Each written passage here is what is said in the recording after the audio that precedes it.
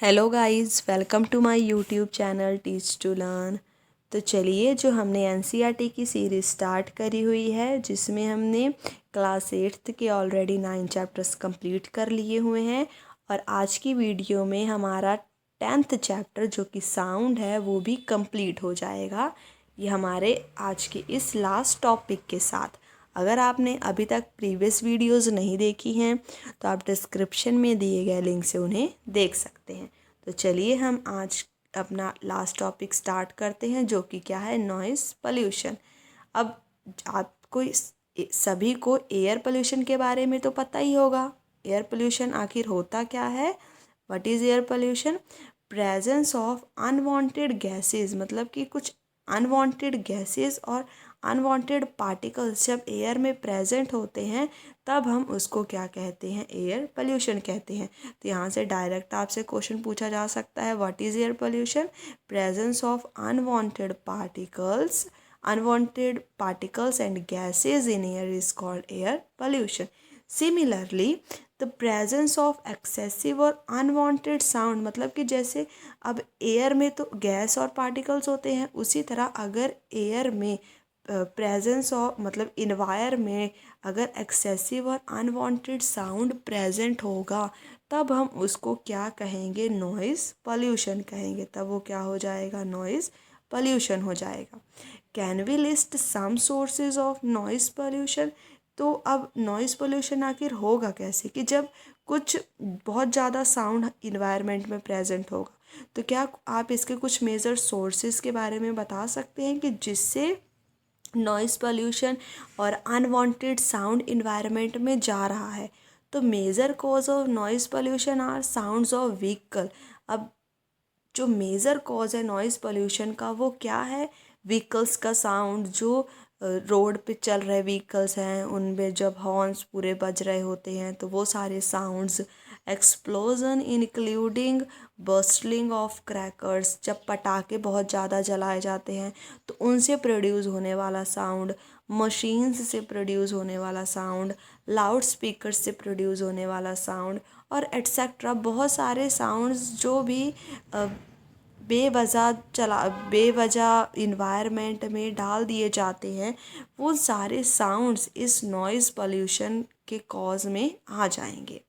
Television, what source is in the home में lead to noise. अब home में ऐसे कौन से सोर्स हैं जिससे नॉइज़ पोल्यूशन हो सकता है? होम में क्या है?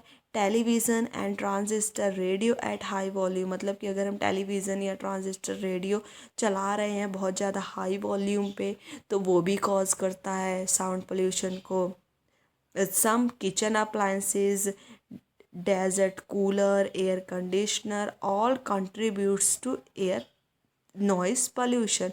ये सारी चीज़ें किस में कंट्रीब्यूशन अपना डालती हैं? नॉइज़ पोल्यूशन में डालती हैं।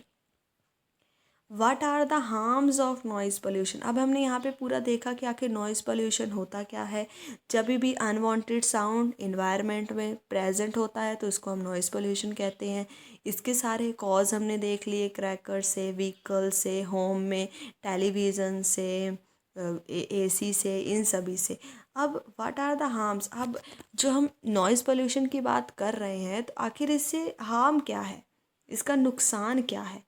Do you know that presence of excessive noise in the surrounding may cause many health related problems? क्या आपको पता है कि अगर सराउंडिंग में बहुत ज़्यादा नॉइज़ प्रेजेंट होती है तो इससे क्या होता है? बहुत हेल्थ रिलेटेड प्रॉब्लम्स होती हैं, जैसे कि लैक ऑफ स्लीप, हम ज़्यादा सो नहीं पाते। हाइपर टेंशन, मतलब कि हाई ब्लड प्रेशर हो जाता है। एनेक्सिटी, बहुत ज़्यादा टेंशन रहती है। And many more health disorder may be caused by noise pollution.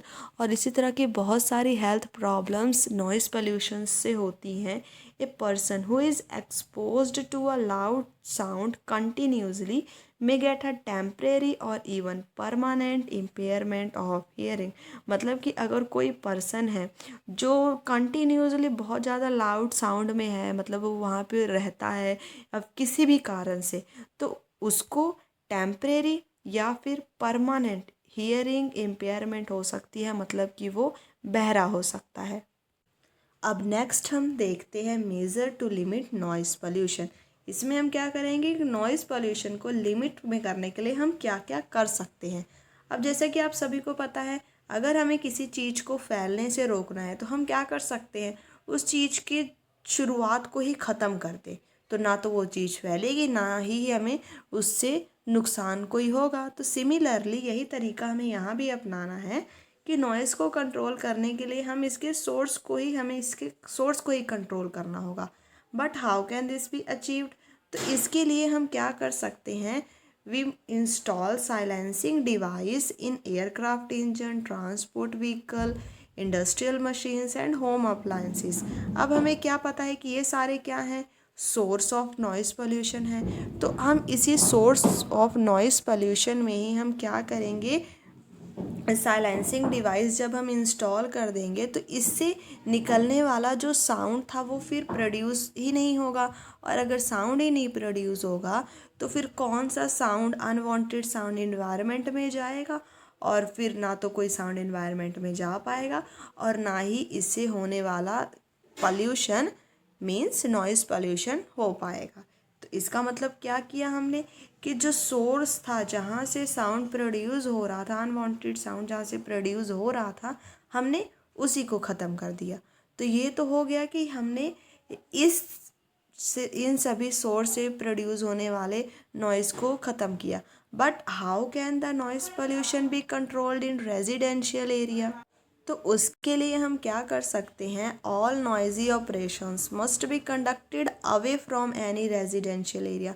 मतलब कि जो भी चीज़ें जिनसे नॉइज़ प्रोड्यूस हो रहा है, हमें उन सारी चीज़ों को रेजिडेंशियल एरिया से अवे उन्हें कंडक्ट कराना चाहिए। जैसे कि नॉइज़ प्रोड्यूसिंग इंडस्ट्रीज़, ये सभी इन रेजिडेंशियल एरिया से दूर सेटअप होने चाहिए, ताकि इस नॉइज़ प्रोड्यूसिंग इंडस्ट्री से होने वाला जो भी नॉइज़ है उससे अगर यहाँ पे कोई भी घर में रह रहे लोग हैं तो उनकी हेल्थ के ऊपर कोई भी इफ़ेक्ट ना पड़ पाए।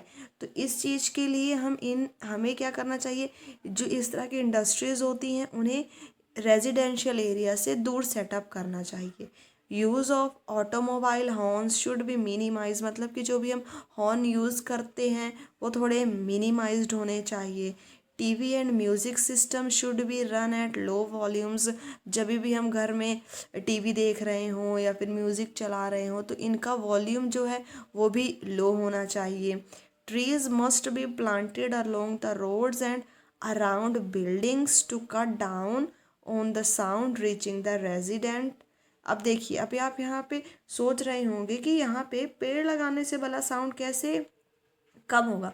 तो देखिए, अगर पेड़ लगा होगा तो यहाँ से प्रोड्यूस होने वाला जो भी साउंड है डीजे का, वो क्या है, इस ट्री के द्वारा ऑब्जर्व कर लिया जाएगा और उसको रेजिडेंशियल एरिया में जो बहुत ज़्यादा साउंड प्रोड्यूस हो के दूसरे लोगों के पास जा रहा है उसको ये कट डाउन कर देगा। वही यहाँ पे इन्होंने बोला है कि अगर हम ट्रीज़ को प्लांट करेंगे बिल्डिंग्स के अराउंड, रोड्स के अराउंड, तो इससे क्या होगा, जो भी साउंड प्रोड्यूस हो रहा है, जो भी साउंड रेजिडेंट एरिया में रीच कर रहा है, उसको ये कट डाउन कर देगा, मतलब कि उसके इफ़ेक्ट को कम कर देगा, दस reducing the harmful effect of noise pollution. और अगर ज़्यादा साउंड ये पेड़ ऑब्जर्व कर लेंगे तो इससे मतलब जो नॉइज़ पोल्यूशन से होने वाले हार्मफुल इफ़ेक्ट हैं उसको कम किया जा सकता है।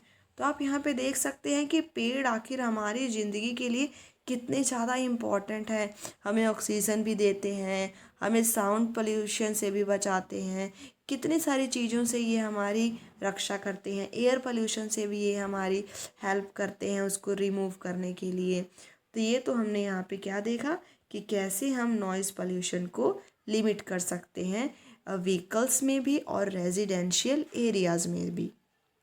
नेक्स्ट हम यहाँ पे देखते हैं, यहाँ पे इन्होंने हियरिंग इम्पेयरमेंट के बारे में हमें कुछ बताया हुआ है। Total hearing impairment which is rare, मतलब कि जो टोटल हियरिंग इम्पेयरमेंट अगर किसी को हो रहा है और ड्यू टू साउंड पोल्यूशन, ये बहुत ज़्यादा रेयर होता है क्योंकि यूजुअली ये बर्थ से ही होता है। अगर किसी को बिल्कुल भी कुछ भी नहीं सुनाई दे रहा तो यूजुअली वो बर्थ से ही होता है। और जो पार्शियल डिसेबिलिटी है is generally the result of a disease, injury और एज। और अगर किसी को थोड़ा बहुत नहीं सुनाई दे रहा है तो वो किसका कारण हो सकता है, किसी बीमारी के कारण, या फिर उसके कान में कोई इंजरी हुई हो, या फिर due to age. Children with impaired hearing need special care. अगर किसी बच्चे को सुनने में प्रॉब्लम है तो उसकी स्पेशल केयर करनी चाहिए। By learning sign language, sign language को लर्न करके इस तरह के बच्चे कम्युनिकेट कर सकते हैं इफ़ेक्टिवली, मतलब कि अच्छे से कम्युनिकेट किया जा सकता है। Because speech develops as the direct result of hearing, a children with hearing loss may have defective speech also। मतलब कि अब अगर यहाँ पे इन्होंने बोला है अगर हम किसी चीज़ को सुनेंगे अच्छे से तभी तो हम उसे अच्छे से बोल पाते हैं। वही यहाँ पे बोला है कि अगर जो इस तरह के बच्चे होते हैं जिनको हियरिंग इम्पेयरमेंट होती है, इस तरह के बच्चे पे डायरेक्ट रिजल्ट उनके स्पीच पे भी पड़ता है, कि मतलब कि उनकी जो स्पीच है वो थोड़ी डिफेक्टिव होती है। अब इस चीज़ को हम इस तरह समझ सकते हैं कि जैसे कि ये मैंने क्या लिखा है क, ठीक है, या फिर मान लीजिए मैंने ए लिखा है, तो अब हमें कोई बताता है, हम सुनते हैं तभी तो हमें पता है ना कि इसको हम ए बोलेंगे। तो अगर हम सुनने में ही गलती करेंगे कि इसको ए बोलते हैं, इसको का बोलते हैं, तो फिर हम उस चीज़ को बोलेंगे कैसे सही। तो यही यहाँ पे इन्होंने बताया हुआ है कि जो बच्चों को हियरिंग इम्पेयरमेंट होती है या फिर उनको हियरिंग में थोड़ी प्रॉब्लम होती है सुनने में, तो उनकी जो स्पीच होती है वो भी डिफेक्टिव होती है। Technological device for the hearing impairment have made it possible for such person to improve their quality of life. But आजकल कुछ ऐसी टेक्नोलॉजीज़ आ गई हैं जिन्होंने इन सभी लोगों के लिए एक अच्छा काम किया है और इनकी जो क्वालिटी ऑफ लाइफ है, मतलब कि इनके ज़िंदगी के जीने का जो तरीका है उसको इम्प्रूव किया है। Society can do much to improve the living environment for the hearing impairment and help them live normal. और जो हमारी सोसाइटी है हम भी एक अच्छा इनकी मदद कर सकते हैं ताकि ये भी एक नॉर्मल लोगों की तरह अपनी ज़िंदगी जी सके। तो यहाँ पे हमारा ये जो पूरा चैप्टर है वो होता है फिनिश। तो चलिए हम एक क्विक रिकैप कर लेते हैं कि हमने इस पूरे चैप्टर में आखिर सीखा क्या है। तो फर्स्ट पॉइंट हमने क्या देखा था कि जो साउंड है वाइब्रेटिंग बॉडी प्रोड्यूस करती है, और ह्यूमंस में भी जो हमारे वोकल कॉर्ड हैं वो वाइब्रेट करते हैं तब हमारे माउथ से साउंड प्रोड्यूस होता है। फिर नेक्स्ट हमने देखा साउंड मीडियम से ट्रैवल होता है, और जो ईयर ड्रम है sense of vibration of sound, और हमारे कानों को अब कैसे सुनाई देता है, साउंड प्रोड्यूस भी हो गया, हमारे मुंह से बाहर भी निकल गया, उसने ट्रैवल भी कर लिया। अब ट्रैवल करके वो दूसरे आदमी के कान तक कैसे पहुंचेगा, दूसरों को कैसे सुनाई देगा, वो सुनाई देता है उसको ईयर ड्रम से, जो सिग्नल ब्रेन तक सेंड करता है और फिर ब्रेन हमें बताता है कि सामने वाले ने बोला क्या है। What is frequency? The number of oscillations or vibrations per sound is called frequency। इसके बारे में भी हमने अच्छे से स्टडी किया है। देन हमने देखा फ्रीक्वेंसी का यूनिट क्या है, हर्ड, और इसके बाद जितनी ही ज़्यादा वाइब्रेशन का एम्पलीट्यूड होगा उतना ही ज़्यादा वो साउंड लाउडर होगा। जितनी ही ज़्यादा वाइब्रेशन होगी फ्रीक्वेंसी की, मतलब कि यहाँ तो क्या है एम्पलीट्यूड ज़्यादा होगा तो साउंड ज़्यादा सुनाई देगा, और अगर फ्रीक्वेंसी ज़्यादा होगी तो वो उसकी पिच भी ज़्यादा होगी। इन सभी के बारे में हमने अच्छे से स्टडी किया है। अगर आपको ये चीज़ यहाँ नहीं समझ आ रही है तो आप वीडियो से इस चीज़ को अच्छे से क्लियर कर सकते हैं। देन हमने नॉइज़ के बारे में देखा कि नॉइज़ क्या है, फिर नॉइज़ पोल्यूशन के बारे में देखा कैसे ये हमारी हेल्थ पे इफ़ेक्ट डालती है। देन हमने इसके बारे में देखा कि कैसे हम नॉइज़ पोल्यूशन को कम कर सकते हैं, इसके सारे तरीके देखे। ये सारी चीज़ों को तो हमने आज की ही वीडियो में कवर किया है। तो ये था हमारा पूरा टॉपिक। अगर आपको वीडियो पसंद आई हो तो do like, share, comment and subscribe my channel. Thanks for watching.